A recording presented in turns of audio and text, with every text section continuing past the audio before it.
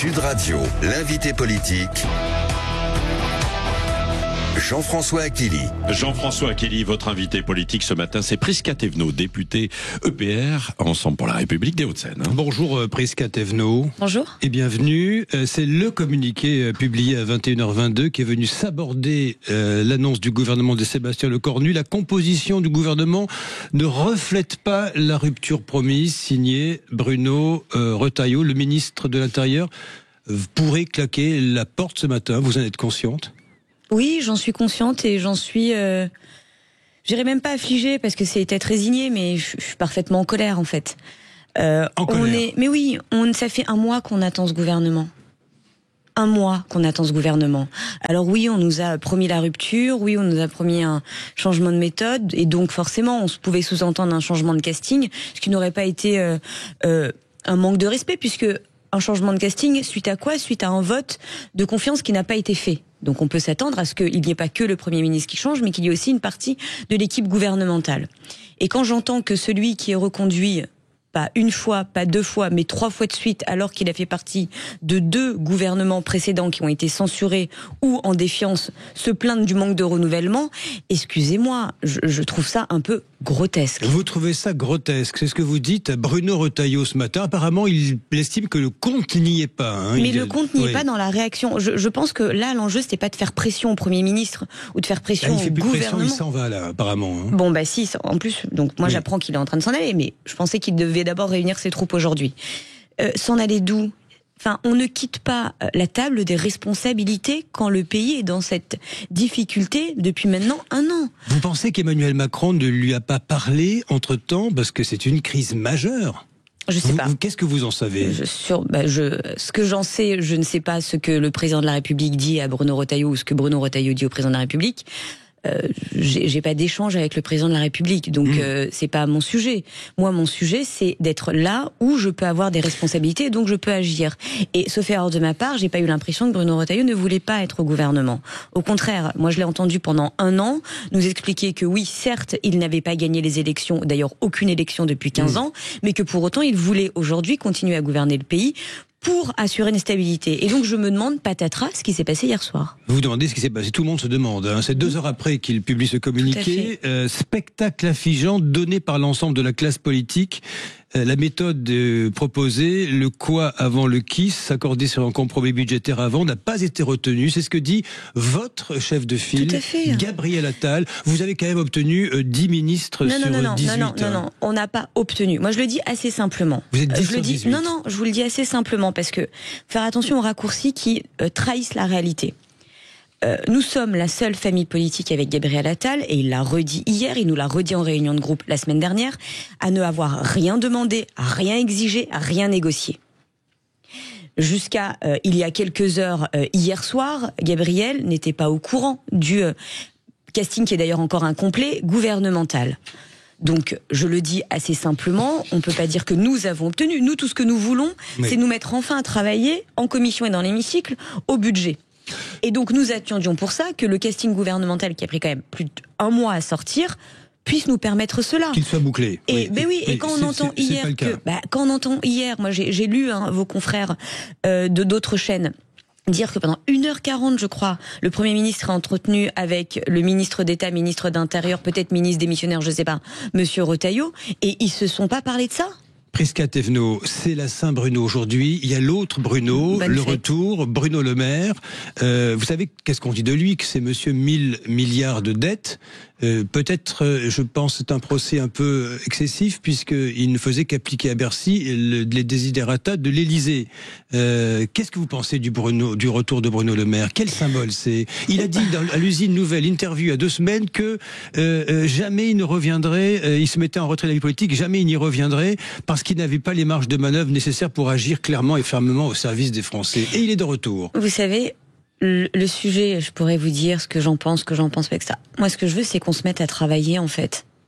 Moi, je suis parlementaire. Je vais pas commencer à vous dire le pourquoi du comment de Bruno Le Maire qui part, qui revient. Moi, je n'en sais rien.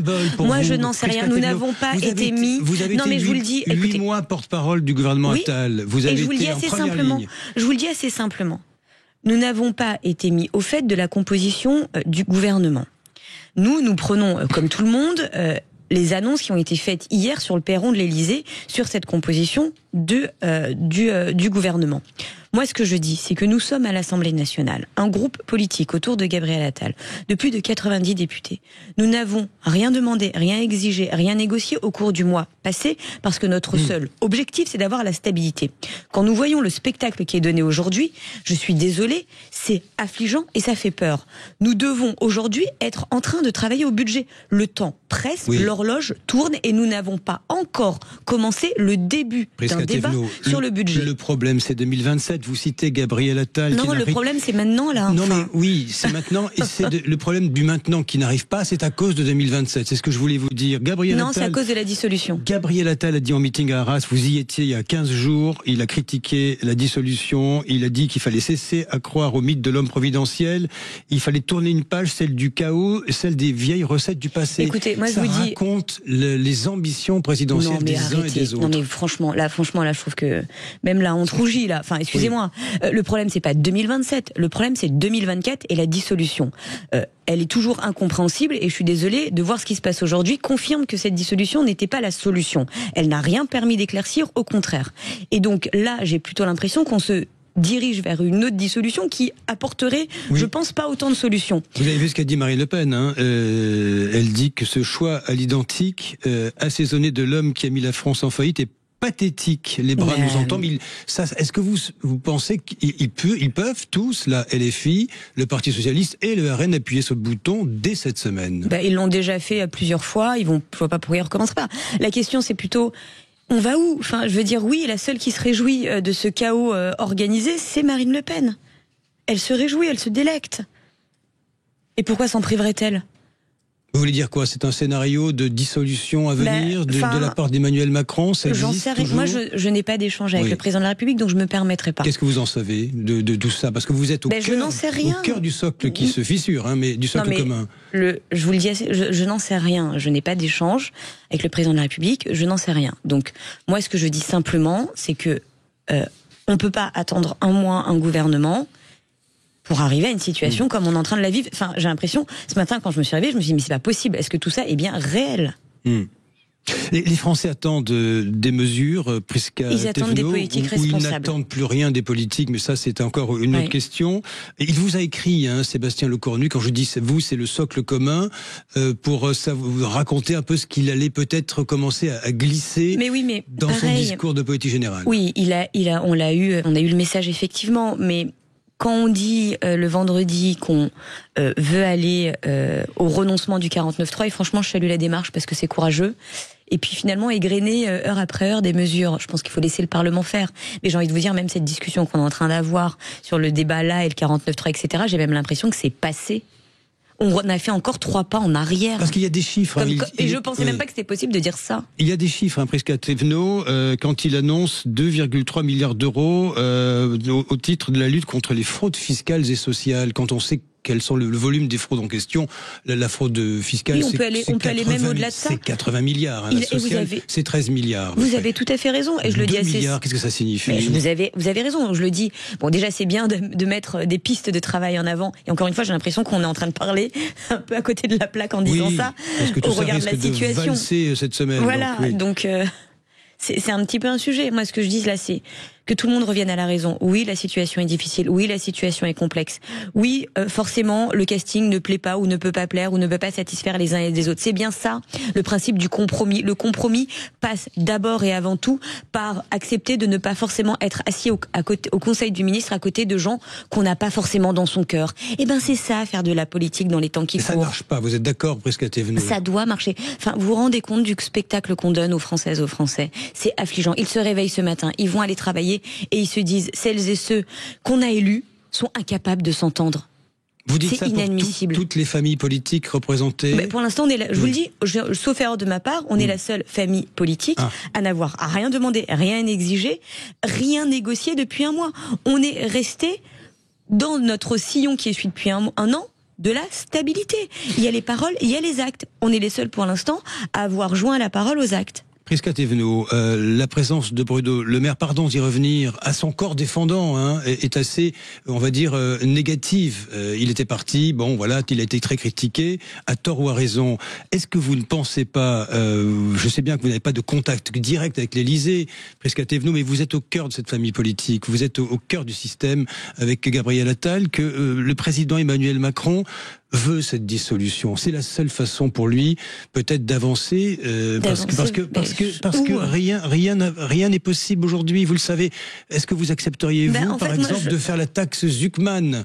Oui, ou de revenir sur la réforme des retraites, ce qui est exigé par la gauche. Écoutez, vous savez, on peut parler, si vous voulez, de la taxe ceci, la taxe machin, la réforme truc, etc. La question aujourd'hui se pose, c'est est-ce que dans 10 minutes, on aura encore un gouvernement qui vient à peine d'être nommé? Moi, je suis désolée, et vous me parlez de la dissolution. Moi, je fais partie du gouvernement Attal. J'ai fait partie du gouvernement Attal. J'ai eu cet honneur. Pendant 8 mois. J'ai eu cet honneur, oui.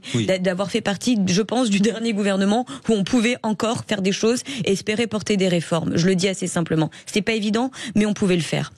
Est-ce qu'on était pour la dissolution? Non. Est-ce que Gabriel a proposé sa démission quand le sujet est arrivé? Oui. Donc, est-ce que la dissolution a apporté une clarification dans notre pays? Est-ce que la dissolution a permis de porter des réformes, de porter des sujets concrets pour répondre aux préoccupations essentielles des Français? Non. Donc, moi, ce que je dis simplement, c'est où allons-nous? Et j'espère qu'aujourd'hui, nous allons avoir une classe politique dans sa globalité, au moins de ce qu'on appelait le socle commun, qui va revenir à la table de la raison. Vous êtes d'accord pour dire que c'est Emmanuel Macron qui est désormais en première ligne de cette affaire? Je ne le souhaite pas. Mais vous êtes d'accord? Je ne le souhaite pas. Pourquoi? Pas simplement parce que c'est Emmanuel Macron, mais parce que c'est surtout le président de la République. Oui. Et qu'aujourd'hui, nous devons être garants collectivement du bon fonctionnement de nos institutions. Il en va pas simplement des positions ou des postes de quelques-uns. Il en va de la capacité de la France à relever les défis qui sont monstrueux face à elle. Prisca Thévenot, Bruno Retailleau veut partir. Et je vois mal comment mais vous quittez le gouvernement. Mais vous avez un conseil des ministres qui est programmé, un discours de politique générale demain, des oppositions qui vont appuyer sur le bouton. Vous êtes, vous, en colère, c'est même vous qui ne répondez pas aux questions, et vous avez raison, parce que si ça se trouve dans peu de temps, et dans une poignée de jours, il n'y a plus de gouvernement, Emmanuel Macron, aujourd'hui, il est en première ligne, nous sommes d'accord, il a soit la dissolution, soit le départ, c'est ce que tout le monde dit. Nous sommes face à cette situation, aujourd'hui, les Français ne comprennent plus la politique. Nous sommes d'accord avec ça ou pas? Les Français ne comprennent plus la politique, et le spectacle donné depuis hier soir leur donne raison. À vos yeux, que doit faire le président de la République? Ce sera ma dernière question. Je vous lui poserai la question. Vous avez un avis? Non, mais je le dis assez simplement. On peut pas aujourd'hui. Vous savez, quand il y a le mur qui arrive, on peut pas en permanence accélérer. De mettre le président de la République en première ligne aujourd'hui, c'est encore plus affaiblir, si c'était possible, notre pays. Je pense que nous devons être respectueux des institutions. Nous devons être respectueux de ce que le président de la République incarne, c'est-à-dire une garantie et j'espère une stabilité. Mais attention à ne pas, nous aussi, nous inscrire dans un discours et un récit de fuite en avant. Nous devons tout faire pour que la stabilité arrive, nous devons tout faire pour que le gouvernement puisse exister et nous devons tout faire pour que le débat budgétaire puisse enfin commencer. Et il reste quelques heures. Merci à vous, Prisca Thévenot. Merci Jean-François Akili. Prisca Thévenot, député Ensemble pour la République des Hauts-de-Seine. Alors vous avez entendu, il y a un mur. Donc cette fois-ci, il est juste devant. Il est à quelques centimètres. Que va-t-il se passer? Est-ce que finalement, alors Prisca Thévenot disait non, ce n'est pas Emmanuel Macron qui doit être en première ligne, entre guillemets, évidemment, dans cette crise. Mais je voudrais savoir ce que vous en pensez. 0826 300 300 0826 300 300. Qui a été berné dans cette affaire d'ailleurs depuis le début de ces tractations il y a 3 semaines? On a l'impression que tout le monde a été berné, ou alors personne ne s'est laissé embarquer.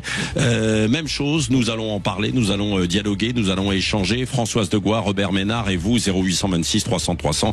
Et ça continuera ensuite, bien sûr, dans La Vérité en face tout à l'heure avec Jean-François Akili.